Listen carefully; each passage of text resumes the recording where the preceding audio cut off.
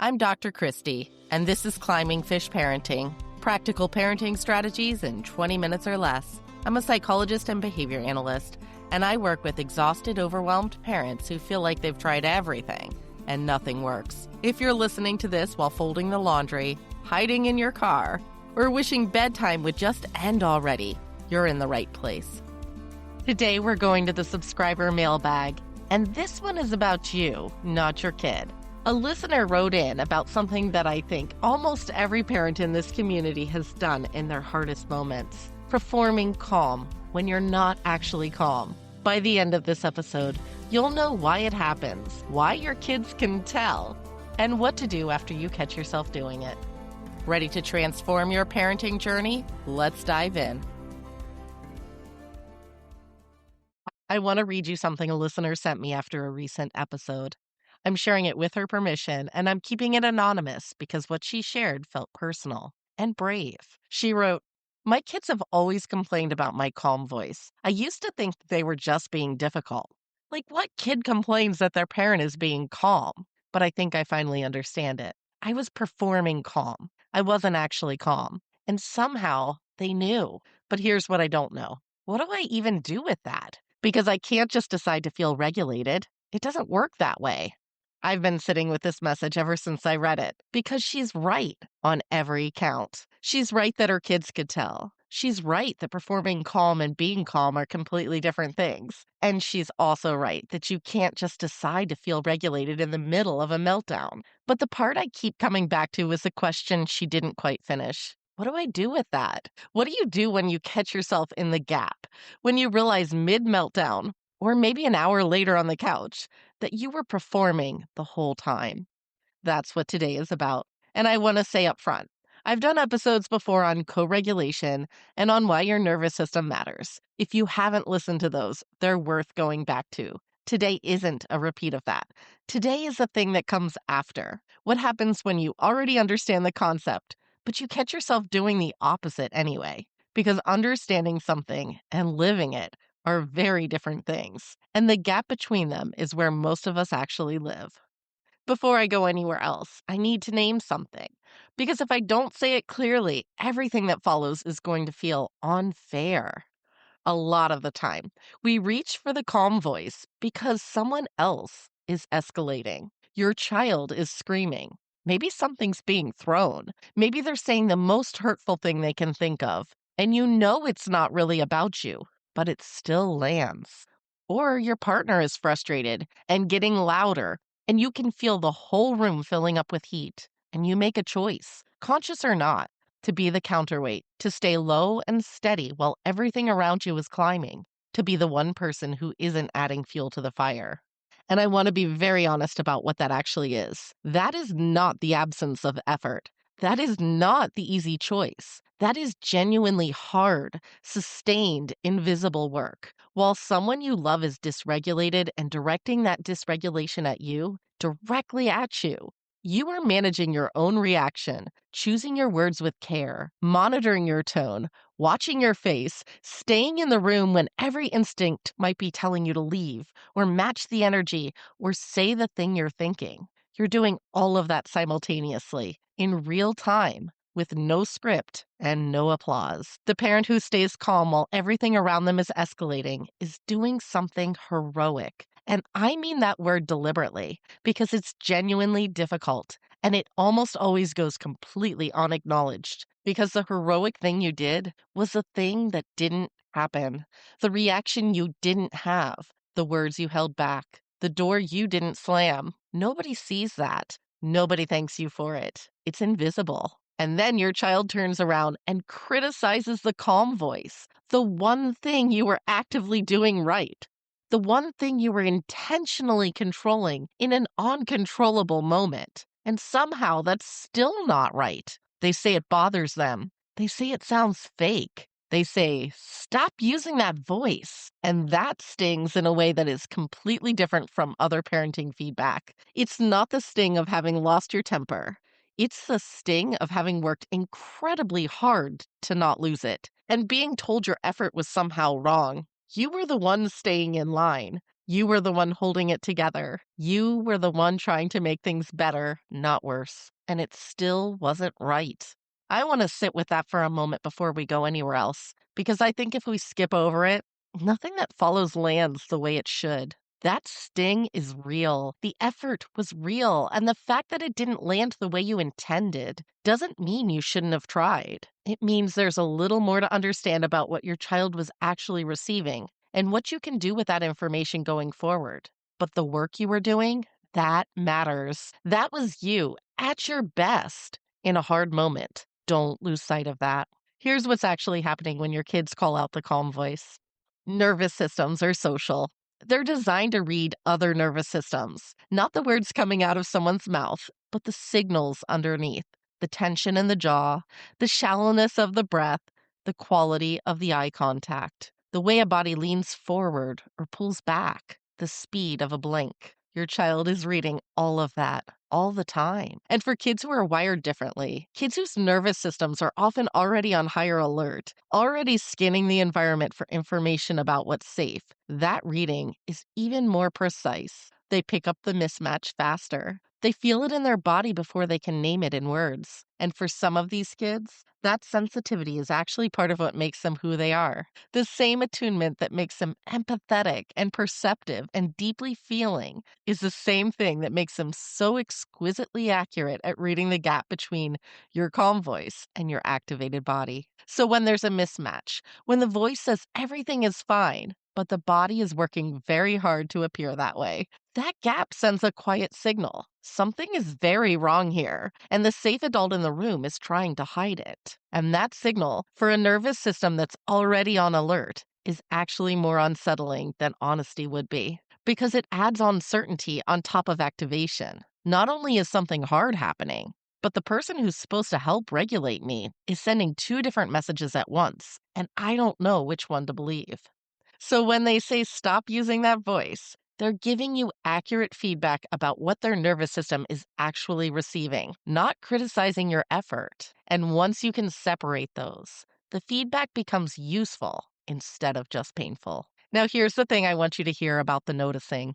The fact that this listener caught herself, that she saw the gap and named it, that is not a small thing. Most parents don't catch it. They feel the gap between what they're presenting and how they're actually feeling, and they push harder into the performance because they don't know what else to do. They white knuckle it through the entire hard moment and come out the other side exhausted and vaguely ashamed and not quite sure what happened. She noticed. You noticed. And that noticing is actually where everything starts. You cannot change a pattern you can't see. And the performing calm pattern is one of the hardest to see from inside it, because from the outside, it looks right. You're not yelling. You're not slamming doors. You're using your quiet voice and keeping your face neutral and doing the thing. By every visible measure, you're doing the thing right. But you saw underneath it. You caught the gap between the presentation and what was actually happening inside you. And I want to say clearly, that noticing is not evidence that you've been failing. That noticing is evidence that something is shifting in how honestly you're paying attention to yourself. And that shift, that capacity to see yourself clearly in a hard moment, is actually a significant thing. It's the beginning of something different. The question is what you do next, because most people, when they catch themselves in the gap, do one of two things, and neither of them helps. The first is they use it against themselves. They add it to the running list. I can't even stay calm during a meltdown. My kids can tell I'm faking it. I've listened to the podcasts, I've read the books, I'm still doing it wrong. That self-criticism is completely understandable. And it's completely useless. Not because your feelings aren't valid. They are. But because shame doesn't build capacity. It just adds more weight to an already heavy load. And what you need right now is less weight, not more. The second thing people do is try harder. They recommit to the calm voice. They work harder at the presentation. They layer more techniques on top of an already activated nervous system and wonder why nothing changes. And that doesn't work either. Not because the techniques are bad, but because the performance is the problem. What actually helps is something most people don't think to do in this moment, and it's to stop performing and tell the truth. Not during the meltdown, after. I want to introduce a word here, and I want to be upfront that it's just my word for this. Not a clinical term, not something you'll find in a textbook. I call it bridging. I'm deliberately not calling it repair. And I want to explain why that distinction matters. Repair is what you do when you've made a mistake. And mistakes happen. We all lose our cool sometimes.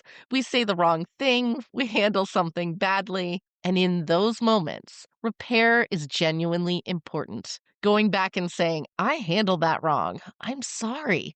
Let's reset. That's real and it matters. There's no shame in needing to repair. It's part of being in relationship. But bridging is something different. Bridging is what you do when you actually did the right thing, or at least the best you could do in an impossible moment, and your child still needs you to add context to their story of what just happened. Because here's the truth: you are not expected to be perfectly regulated when someone is screaming at you, when something is being thrown across the room, when the person you love most is saying the most hurtful thing they can think of. Holding yourself together in those moments, staying in the room, staying low, choosing not to add fuel, that is not a failure of regulation. That is hard and real and genuinely good. You don't need to repair something that didn't break. What you need to do is bridge. Think of it like adding a caption to a confusing photograph. The picture isn't wrong, but your child saw it from their angle, in the middle of their own activation, with their nervous system running its own story about what was happening. And the caption they wrote in that moment might not match what you intended. Bridging is going back when everyone has come down, when the room is quiet again, and adding your side of the story. Not to defend yourself, not to explain the neuroscience, not to relitigate what happened, just to say, here's what was actually happening for me in that moment. I was working hard to hold it together. You felt something, and you were right to feel it. And we made it through. And I love you. This might look a little different depending on your child. For a younger child, it might be as simple as sitting next to them after and saying, that was a hard one. I love you. We're okay. For a teenager, and if you caught last week's episode, you know teens need a different approach. It might be a low key comment in the car later, or a text if they've retreated to their room. Not a big moment, just the completion of the story, because that's what bridging does. It completes the story your child's nervous system was left holding. When you perform calm and there's a mismatch, the story your child's nervous system closes with is something was wrong and the safe adult was hiding it. That story can settle in a scary direction. It can reinforce a sense that something is always slightly wrong, always slightly hidden. But when you come back and bridge, when you add your side, the story gets a different ending. Something was hard. The safe adult was doing their best, and we are still connected. We are okay. That's not repair, that's reconnection. And it's one of the most regulating things you can offer. Not because you did something wrong, but because your child's nervous system needed the rest of the story to close safely. I want to add one more thing about bridging, because I think if I don't say it, you might hear everything I just described as damage control and something you reach for when a hard moment went sideways. It's more than that, and I think the more matters. When you bridge once, when you go back after a hard moment and add your side of the story, you're closing a gap. That's real and it's worth doing. But when you bridge consistently, something different starts to happen. You're not just closing individual gaps anymore. You're building something in your child's nervous system, a template, a pattern they can start to predict. The template sounds like this: hard things happen in this family, and then we come back to each other. Always. That template is one of the most regulating things you can build, not because it prevents hard moments, it doesn't, but because it changes what the child's nervous system does with a hard moment while it's happening. When the template is established, when the child has accumulated enough evidence that the story always ends with connection, their nervous system doesn't have to spend as many resources bracing for the aftermath. It knows how this ends, and that knowledge, that quiet embodied certainty that we come back, actually creates a little more room in the hard moment itself, a little more capacity, a little more ability to hear you, even when the board is full, even when the tide is high. This is not something that happens after one bridging conversation. It builds over weeks and months of small returns, of finishing the story, of your child going to sleep having heard, "That was hard. I love you. We're okay." And here's what I want you to hold about that, because I think it changes how you feel about the work. You're not just getting through the hard moments, you're teaching your child's nervous system what to expect from them. And that expectation, built one small return at a time, is what eventually makes a genuine calm possible, not the performance of it, the real thing. That's not a quick fix. It's a long game, but it's the right game. And you're already playing it, even when it doesn't feel like it. Now, I know some of you are thinking, but what do I do in the moment while it's actually happening? Here's my honest answer: less than you think. When your nervous system is activated, when you're white knuckling the calm voice, your window for genuine intervention is narrow. You're not going to talk yourself into real regulation mid meltdown. And trying to layer more techniques on top of an already activated system in real time often just adds more to what you're already managing.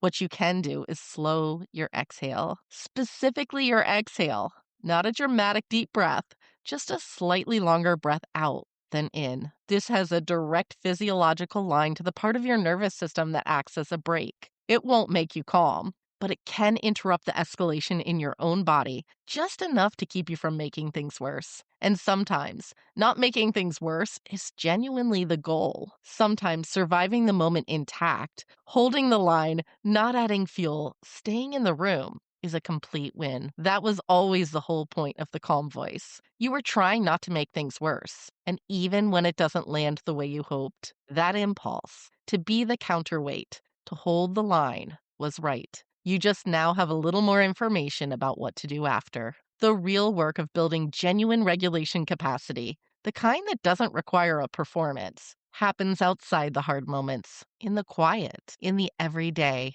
in the things that slowly shift your nervous system's baseline over time. I want to name something that I think is underneath the whole performing calm pattern, underneath why it happens in the first place. There's a difference between your whiteboard, the active mental workspace we've been talking about all month, and what I think of as your mental load. The whiteboard is what's on your desk right now, in this moment. Your mental load is everything you've been carrying all week: the running list, the background noise, the weight of every decision and transition and need that's been asked of you simultaneously.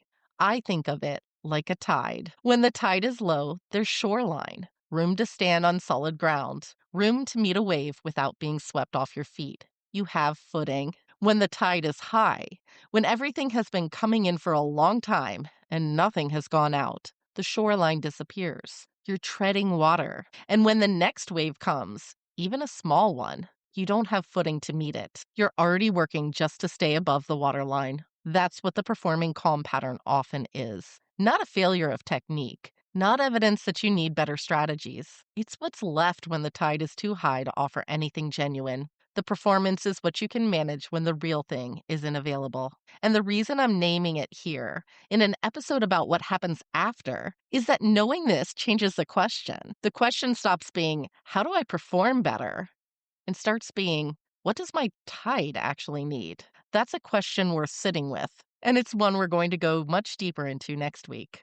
Your child has a tide too. The same pattern that's happening in you, the load that builds quietly, the shoreline that disappears before the hard moment even arrives. Your child is living that too. When they fall apart over something small, when the reaction seems completely out of proportion to the request, when they seem fine 1 minute and completely underwater the next, their tide was already high. The wave you just sent wasn't the problem. It was the one that finally covered the last bit of shoreline they had left.